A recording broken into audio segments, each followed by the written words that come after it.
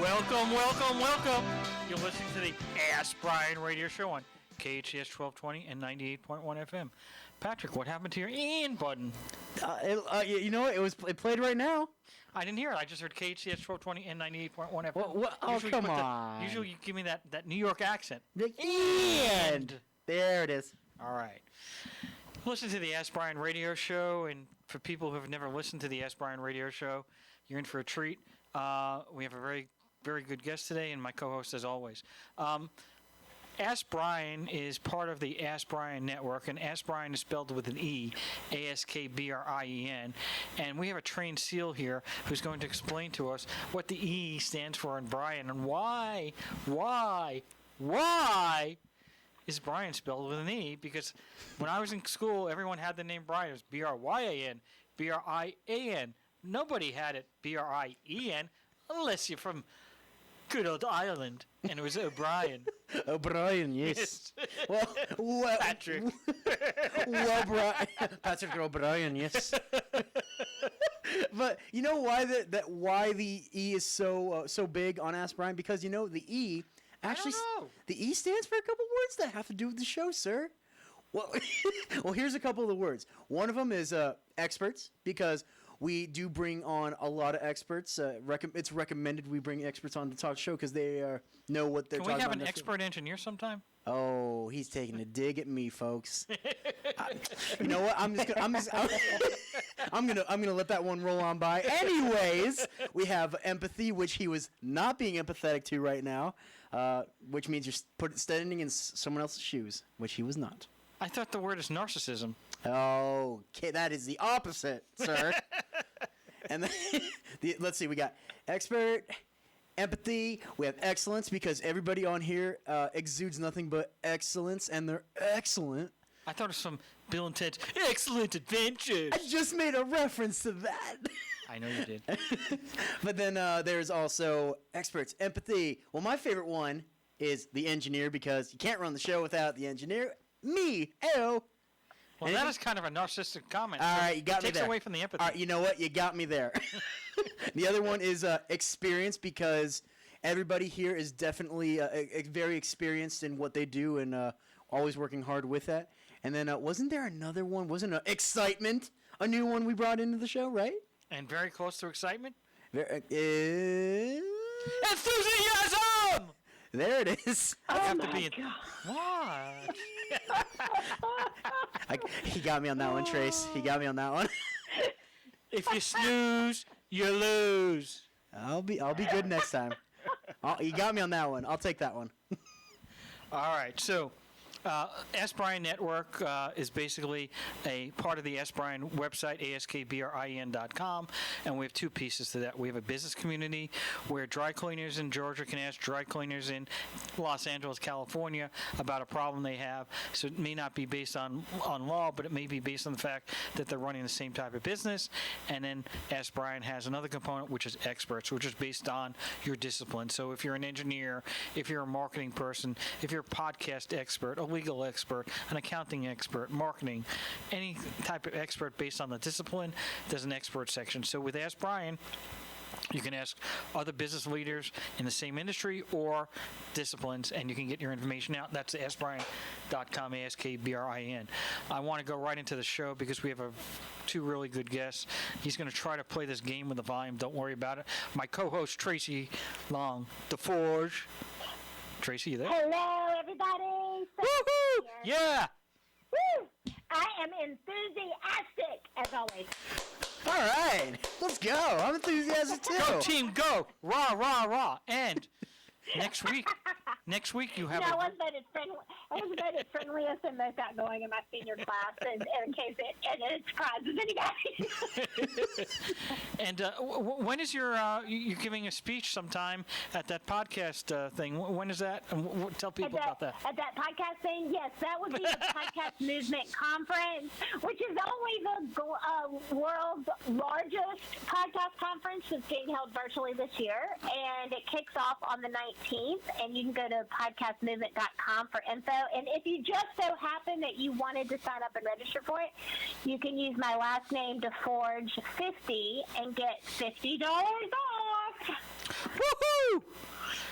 And who's the keynote speaker? Well, the keynote speaker is actually Mark Cuban, but I'm sure they meant for it to be me and just put me in the wrong slot. I guess so. Well, but I think it is pretty cool that Mark Cuban is the keynote because that's just fun. Well, it's fun, and we have a very, very good guest today, very famous guest.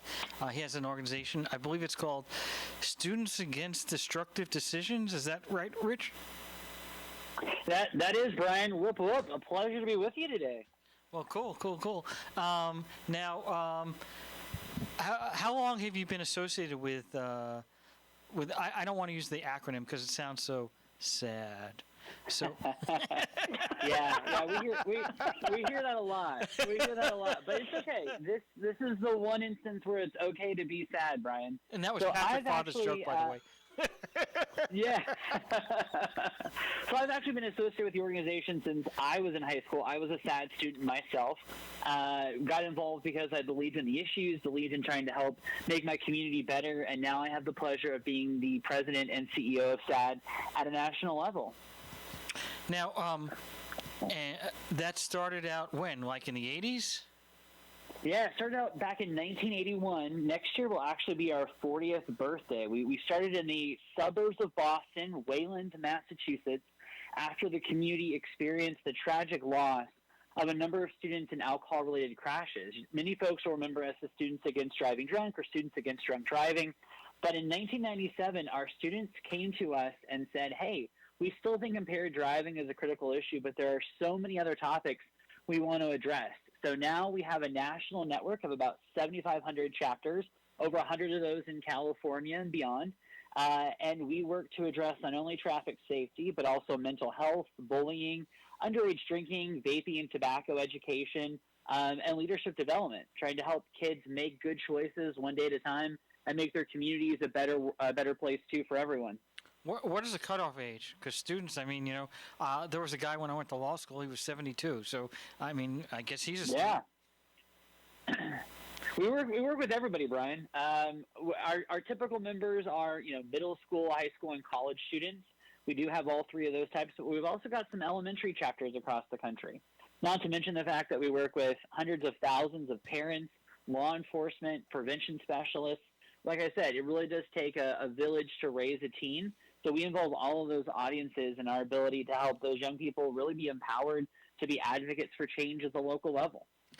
So one thing people have been asking me about your guest appearance on the show is, we are a business show and we try to show people on business. So I want to try to have like an inter-exchange regarding maybe either you could tell us if you can, name some successful people, or tell us stories about successful people without telling their names, about people that were through your program, as well as show how, for business, how important it is to be dealing with the same issues that you're dealing with at your level. You bet. I can tell you this, that of our current Congress, about 60 members of the current Congress were former S.A.D. members. I can tell you that 10 of our current governors across the country are former S.A.D. members. Hold on. The House of Representatives has 60 people that went through your program? Yeah, it's true. Wow. Yeah. Wow. We have many titans in business, folks who are on some of the NASDAQ largest companies that are former S.A.D. members. Lots of folks in the nonprofit sector.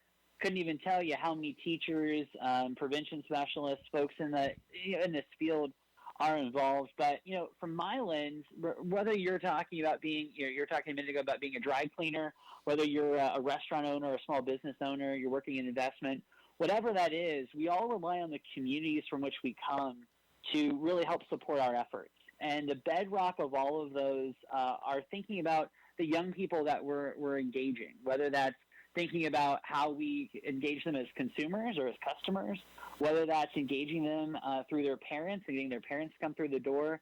But we know that when a community suffers the loss of a young person because of something that's totally preventable, which is what all of our issue areas are, we know that community is really forever changed. As I've traveled the U.S., I'm horrified at the number of communities that have had that firsthand experience of losing a teenager, whether that be to a suicide, an overdose, a car crash. I got to tell you, in California, car crashes continue to be the leading cause of death for teenagers in this age bracket. That's why we work with the Office of Traffic Safety and other partners to get the word out. So business does play a critical role in this because young people are the largest growing block of consumers, and they're the consumers of today and tomorrow. So, quick question, and it's a little bit slightly off topic here. Is you said driving and accidents are the major cause of death, but my question is, do you have any idea what percentage of that was caused by a drunk driver? So nationally, I can tell you nationally, the stats still show that about 2/3 of all, and this is all roadway deaths, still have some element of alcohol involved. But what we should note too is that oftentimes we don't really catch the issue that drugs are often involved as well, whether that be prescription, over-the-counter, illicit, whatever it might be. We don't do a great job of capturing all the stats on what those pieces are as it relates to what we call polysubstance use, so using alcohol and another substance. So there's still not great data on that, but nationally in all roadway deaths, about 2/3. And it's interesting because so many people think that we've solved the issue of impaired driving, right? We've got options for ride shares, there are taxis.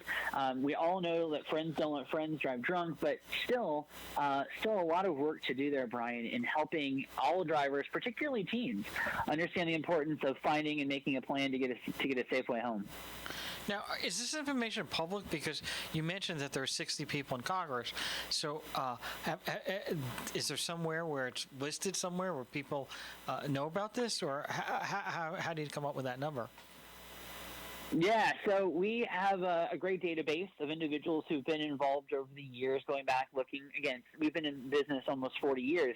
So we've got a pretty extensive database. We're really lucky that many of those members of Congress will do special events with our students. We're a Washington, D.C. based organization coming to you live from D.C. today. We're fortunate that, we work with and do quite a bit of business on Capitol Hill to really make sure that our issues are front and center on the national stage. And we do the same when we're looking locally, too. We work with state houses, city councils, boards of education.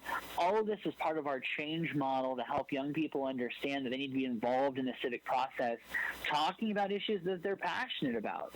And if that's in the health and safety space, great. If it's beyond that, we understand that, too. But we definitely want to build up an army of advocates who can be engaged citizens because we think that's really important for the future, not only of our democracy, but the future of our of keeping people safe and healthy too. Now, is there there's no connection with MADD, correct? Mothers Against Drunk Driving. MADD. No, they're a separate organization. They're good partners of ours, but we were started around the same time, but on different coasts. But we do, we certainly partner with them in a lot of efforts, but different organizations. And do you have any outreach programs to businesses? We do quite a bit. Yeah, we've got some incredible partnerships. We do a lot of work with insurance agencies. At the local, state, and national level, where insurance agents will talk about the implications of roadway safety or talk about different matters. We have a financial literacy program with Equitable Financial, where we actually have S.A.D. chapters host in person or virtually sessions where we can talk about financial literacy, because our research continues to show that particularly of our members that graduate and go on to adulthood, financial literacy is one of the biggest stressors. How do you understand how to set up a checking account? What does APR mean? What does my credit score mean? How do all those pieces fit together? So there's a clear connection there to mental health that we've been able to identify and use in our outreach efforts as well. We do a ton of work locally where S.A.D. chapters will partner with local businesses, local establishments where teens will be hanging out or being consumers, as I mentioned a minute ago, to really focus on, building those community relationships. And many of our chapters are fortunate enough to have these small businesses be financial supporters, in-kind supporters, or just, good partners to host the S.A.D. chapter and work with them on all of these issues to keep teens safe. So how does one go about establishing a chapter, and where are you looking to establish chapters? Yeah, we're really looking to get chapters in high schools, middle schools, colleges, houses of worship, community centers, boys and girls clubs, any place where there's a natural gathering of young people. That's where S.A.D. chapters really grow and flourish. So we've been fortunate, like I said, to have a national network of about 7,500 chapters in all 50 states and the territories. If you're interested in starting a chapter, couldn't be easier. You go to SADD.org. You'll see that's SADD.org. You'll see a clear link there to register a chapter. You go through a couple-minute process, and you'll be set. We ask that every chapter have a caring adult, whether that's a teacher or a parent or a clergy member, someone to help them with the paperwork and oversee the process, and then just start getting other teams involved.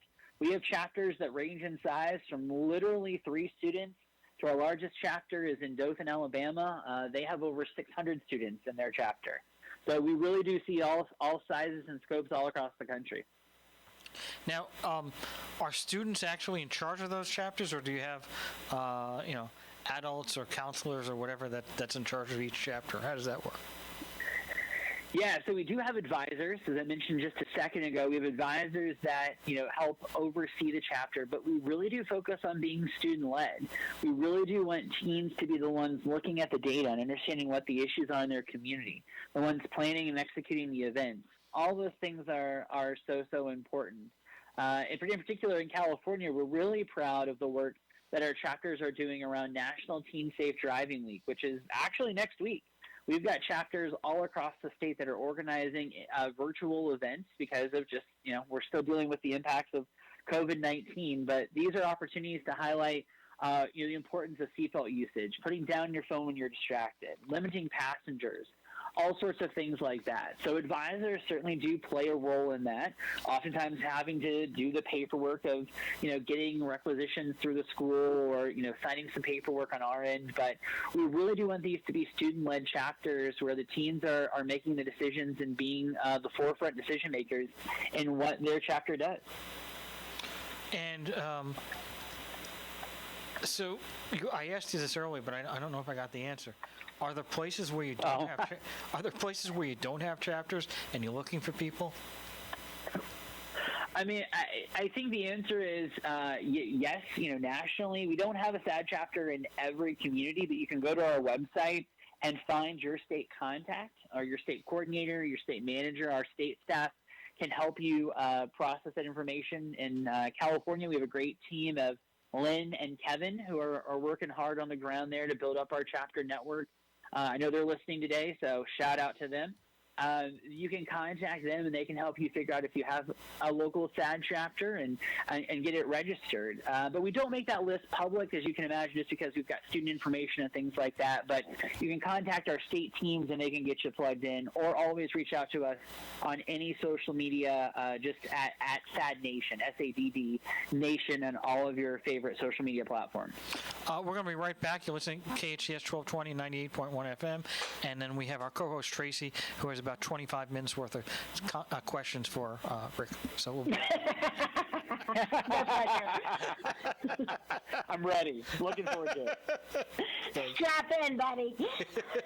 If you need help at home or at the office, call Made For You. Made For You is a locally owned, bonded, and licensed cleaning service with over 20 years of experience. All employees are vetted for your protection. No need to buy products or expensive equipment. The Made For You staff comes complete with everything needed to make your home or office cleaner than ever. Hire Made For You one time, as needed, or on an ongoing basis. No room is off limits. Laundry and ironing services are also available. Call Made For You for a free estimate today. 255-2922. That's 255-2922. Great healthcare just got easier and more convenient in Canyon Country. Facey Canyon Country is now open directly off the Soledad Canyon exit off the 14 freeway. The 37,000 square foot clinic houses Facey Medical Group primary care physicians, pediatricians, and specialists. Facey has easy 24/7 online appointment scheduling for PCPs and peds. For more information or to make an appointment, visit facey.com. That's FACEY.com.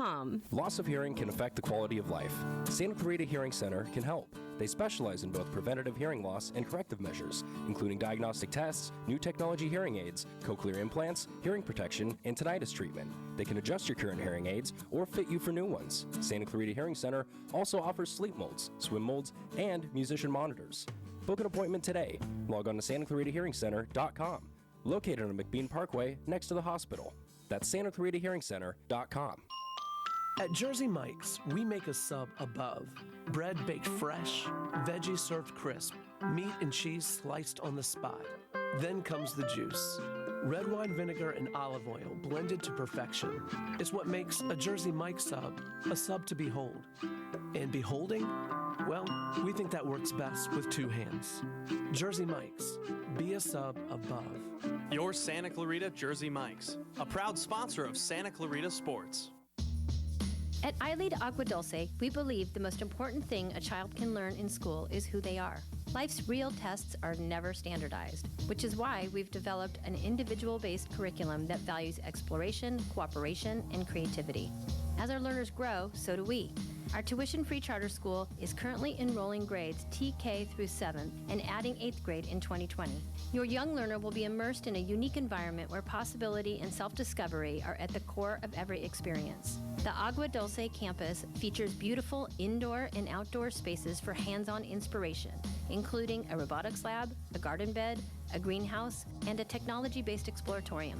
iLead Agua Dulce is conveniently located on the east side of the Santa Clarita Valley, just off the 14 freeway. Check out our homeschool options too.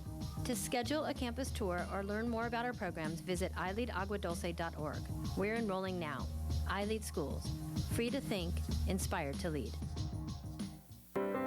If you have a business problem, if someone doesn't honor their agreement and you need an aggressive attorney with over 27 years experience, the Law Office of Peter Bronstein has helped partners resolve disputes, franchisees resolve disputes, and other business owners who have a challenge. Let the Law Office of Peter Bronstein take your stress away. Visit lacorporateattorney.com. Don't wait too long and lose your rights. Solve your business challenge problem today. Visit lacorporateattorney.com.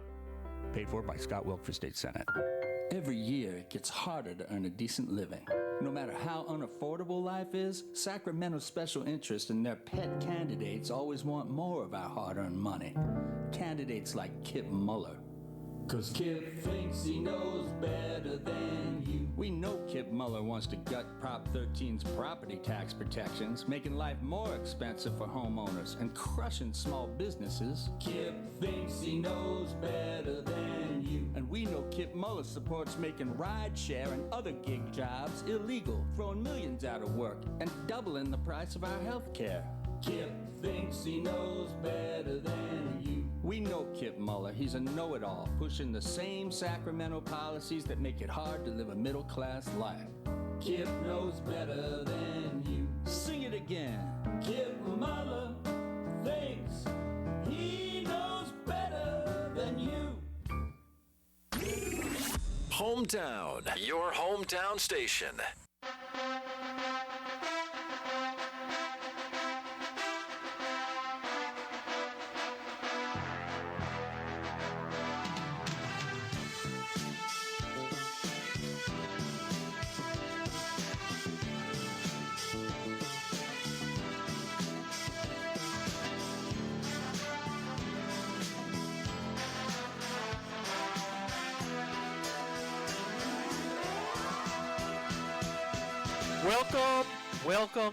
Welcome.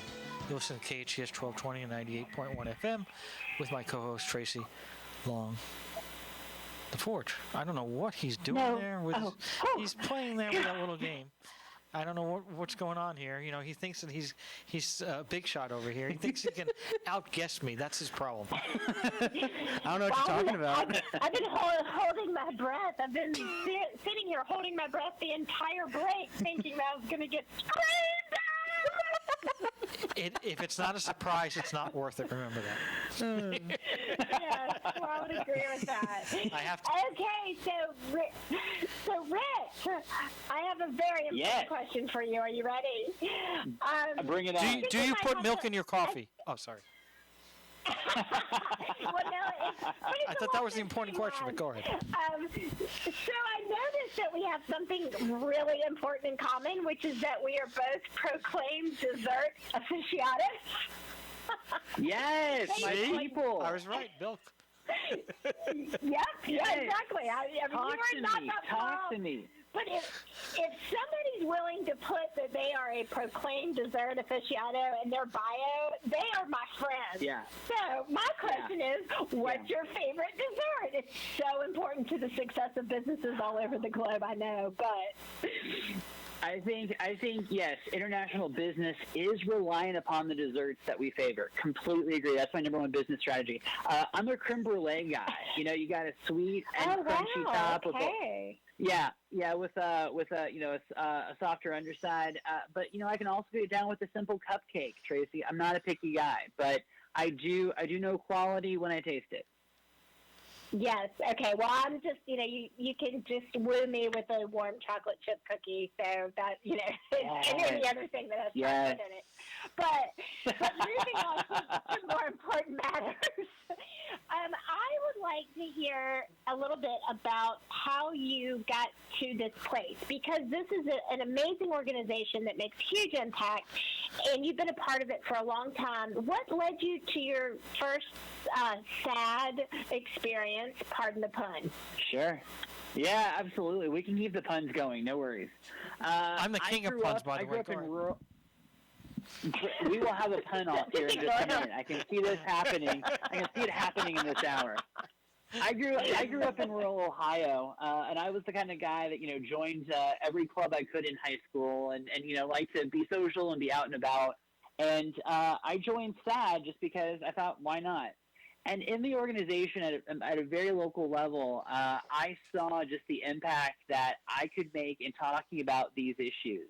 Our community was one of those communities that I alluded to that unfortunately did lose someone in a car crash, and so it was a classmate of mine, and I saw how that impacted me. I saw how it impacted my whole community. We would later have students that would consider taking their own life and would struggle with anxiety, depression, and suicide. And, I saw in this organization an opportunity to not just, worry about my friends and be in the moment, but actually help other people make good choices. So I was very fortunate to not only find a passion in S.A.D, but also find a profession. So after I graduated college, I worked for a couple other youth organizations for a short while, and then came back to S.A.D, where I held the role of development officer, eventually executive vice president, and then when the opportunity presented itself, I was very proud to be the first alum of our program to hold the CEO role. And so I've had, I don't want to brag, but I think I have the coolest job on the planet. Although you guys do rival it, I will admit that. Hanging out with you for a little bit. Oh yeah. We have more fun. Yeah, I think you rival it. Peter and I do have the coolest job on the planet. We'll go 1 and 2, right? We'll go 1 and 2. But one of the coolest experiences I've had was I was walking through the Nashville airport after talking at a conference, and some woman came up and tapped me on the shoulder, and she said, "Excuse me, are you with S.A.D?" And I can only imagine the look I gave her, because I was very perplexed. I didn't know if I had a stalker or what was happening. It was only then I realized I was wearing, a S.A.D jacket, carrying a S.A.D book bag, and also had a S.A.D banner on me. So very well branded. But as she said this, she said, "I just wanted to come say thank you because you saved my life." And of course, I said, please, tell me more. So we grabbed one of those uncomfortable airport chairs that we all remember from back in the days when we traveled. And we sat down, and she began to tell me that she was a woman that grew up in rural America. She'd been made fun of for who she loved, was made fun of what she looked like, made fun of how she talked. Anything she could be made fun of but about or for, she was teased. And so after years and years of verbal and physical assaults, one Friday afternoon, she decided it just wasn't worth it anymore. And so to save her parents the heartache of having to go to this school where she had faced so much torment and pain, she went and started to clean out her locker. And as she was doing this, she knew that she would go home, and she had a plan to unfortunately take her own life. So as she's throwing things away and cleaning out her locker, a friend came up to her and said, "Hey, what are you doing?" And she tried to reason it away and whatnot. And she said, "Hey, I want you to come to the S.A.D meeting with me." And, she said no. She said no. And she said, "No, just come to the S.A.D meeting. We're going to have some games. We're going to have some fun. It'll be really cool." Her friend would not take no for an answer, and so she went to the first S.A.D.D meeting, and so she thought, I can wait a couple of days to execute my plan. Well, slowly over the next few weeks and months, things got better, and eventually she became president of her chapter. And when I met her, she had also been in Nashville for a conference of school psychologists, where because of her experience in working and being a member of S.A.D D, she went on to go into school psychology, where now she works with students and helps them overcome a number of mental health issues, learning disabilities, all sorts of things, so that they all know how much they matter and how valuable they are in their community. So at this point, she's crying, I'm crying, we look like we're a hot mess. But it's just, a great reminder for me and my team that we never really know the impact of what our organization is having on schools and communities all across the country, with the, over 750,000 active members of this organization that we have. Well, that's an incredible story, and one that I actually wanted to dig a little deeper on, because I noticed that part of your initiative under, around personal health and safety are focusing on mental health, depression, anxiety, suicide, self-harm, emotional well-being. And I know that our youth has just struggling with that in such a larger capacity than ever before in any other generation. Yeah. And I was wondering if you can speak to some of the trends that hopefully are positive, that some impacts that are being made, and then, what are you seeing in terms of the expanded challenges that the teens are facing, and even not even just teens, like the younger middle schools. And I'm so excited that you're in the chapters in those, starting working with the kids at that age. But how is the mental health situation? What's the climate? How is it being impacted? And what are some positive shifts we could hope for? Yeah, there really are some troubling statistics. I'll give you the bad news first. The Center for Disease Control reports that 1 in 4 high school students has a diagnosable mental health disorder. And, I think a lot of that research shows us is going back to the fact that we have never had a generation that's more connected, but also more alone. And I say that because there's so much that we do to connect to one another, right? As we're talking here on the radio, we've also got our phones in front of us. We've got emails, instant messenger. We're snapping. We're doing all of these things to stay connected. But there's still such a loneliness that so many people feel, and with issues like cyberbullying, and just because of COVID, the inability to connect with one another in a real way. We certainly are seeing teen suicide numbers on the rise. We are seeing issues of self-harm on the rise. A lot of these rooted in, some addiction and some other poor choices that certainly are connected. So there's unfortunately lots of work for us to do. The good news of that, though, is that we're seeing improvements in other areas. Underage drinking is at an all-time low across this country. We're attributing that to the fact that we are working at a younger age, just like you said, Traci. We're working with middle school and elementary students to help them understand the importance of the developing brain, to also instill resiliency skills and coping mechanisms in teens. That's something that even me growing up not that long ago, that was something we never talked about. How do you handle stress? How do you handle anxiety? What do you do when you get that feeling? And really working to remove the stigma on all of these issues, that, it's okay not to be okay. It's okay to struggle, but what's not okay is not getting help. So helping young people understand the warning signs of some of these pieces, and then giving them the tools to be advocates and to get their friends the help they need. We've seen great improvements in that, working with first responders, working with educators to provide those in-school resources and help teens realize their full potential. That's what it's really all about.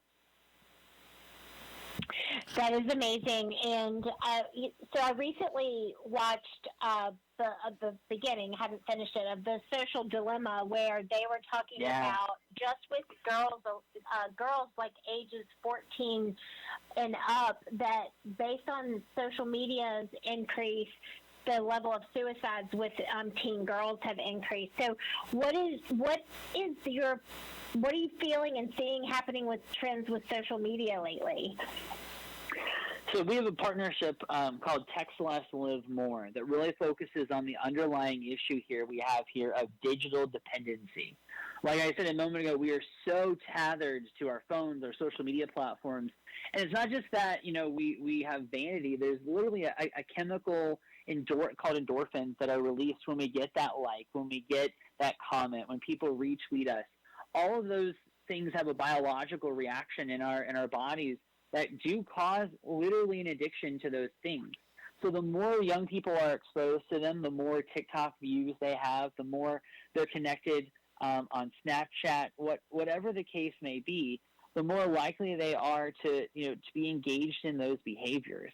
And so what we try to do is help frame social media from a much healthier place.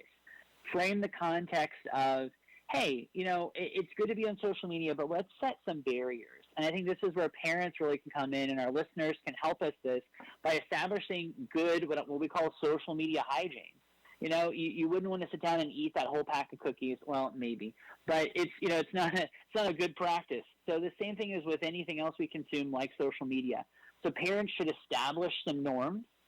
There's nothing wrong with keeping the phone, in the kitchen or a common area when teens go off to their rooms at night, because we know that teens are still active on social media into the wee hours of the morning, which causes a whole host of issues with sleep and with other choices that they're making, which can be problematic.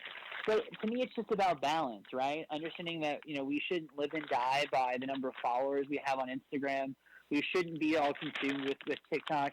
Use those things in moderation and help teens understand the healthy relationship they can have with their phones and all of their social media platforms. Peter, are we up for a break, or are we keeping? Because I got plenty more where these came from. No, we have about another minute and a half, but certainly. So, do you ever discuss whether or not you think that these problems are genetic versus environment? The issue. There certainly is.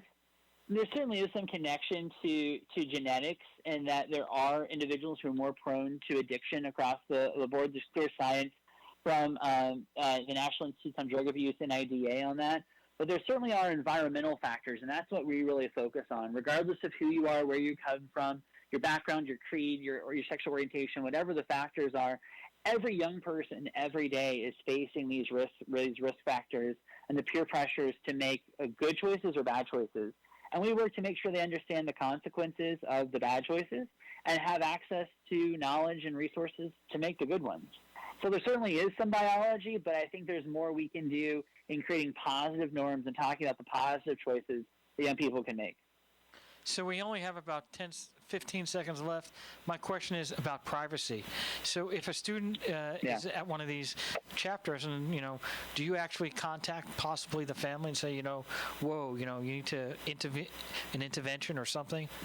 And you only have about 10 seconds. So short answer is we work with the local professionals, the local advisors, local counselors to get those resources directly. We think that's where things are best served. Thank you very much. You're listening to KHTS 1220 and 98.1 FM. Join us this fall for online fun with the Canyon Theater Guild online youth workshops. Super fun classes with acting, singing, dancing, audition tips, script writing, scene study, improv, and putting on real shows created for online performance. Get creative, meet new friends, and most of all, have a blast from the comfort of your own home.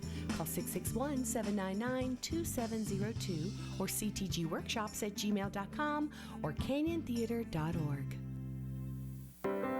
If you have a business problem, if someone doesn't honor their agreement and you need an aggressive attorney with over 27 years experience, the Law Office of Peter Bronstein has helped partners resolve disputes, franchisees resolve disputes, and other business owners who have a challenge. Let the Law Office of Peter Bronstein take your stress away. Visit lacorporateattorney.com. Don't wait too long and lose your rights. Solve your business challenge problem today. Visit lacorporateattorney.com.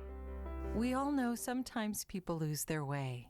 If you or someone you know is struggling with addiction, the Way Out Recovery SCV may have the answers you've been waiting for. The Way Out is the premier intensive outpatient treatment center serving Santa Clarita. Asking for help is the first step. Call The Way Out today, 661-296-4444. That's 296-4444 for a private free assessment. The Way Out is an accredited, affordable outpatient program that accepts most insurance. Call us at 661-296-4444 or check us out online at thewayoutrrecoveryscv.com. Quit battling with yourself. Ask The Way Out for help today. Hi, I'm Steve Cruz, and my wife and I own the local pub and grill. With 19 70-inch TVs, it's the best place in the valley to catch a game. We have a vast selection of beer, wine, and specialty cocktails to choose from, including our charity ale, where 10% of every pint we sell goes to Carousel Ranch. Our menu features classics with a flavorful twist. Come by for Taco Trivia Tuesdays at 7, Wines Day for bingo and karaoke starting at 8 p.m., and karaoke every Saturday at 9. Local Pub and Grill, right next to Bevmo on the Old Road. Support local, support community.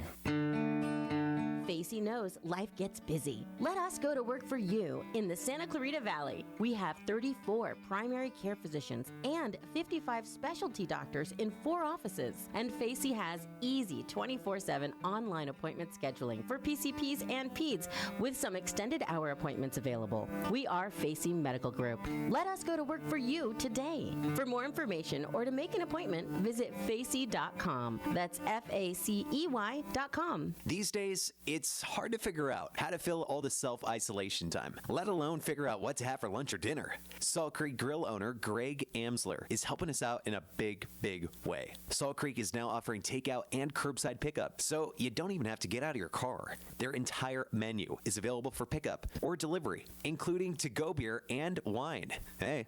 In addition, Greg's offering wine at 25% off, along with daily specials. If you'd like to buy a gift card for a future visit, now's the time. Buy a $50 gift card and get $10 extra on the card completely free. Buy a $100 gift card, you get an extra $25. Salt Creek Grill, located next to Regal Cinema at the Valencia Mall. For more info, go to saltcreekgrill.com. It's like no other station I've ever listened to. It's great.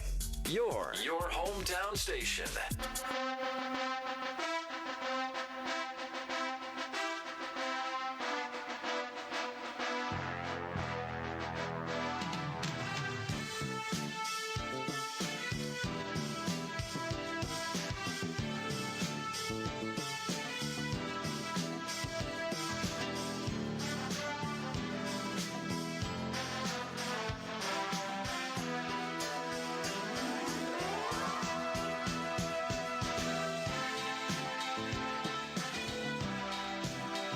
Welcome back. You're listening to KHTS 1220 and 98.1 FM with my co-host, Traci.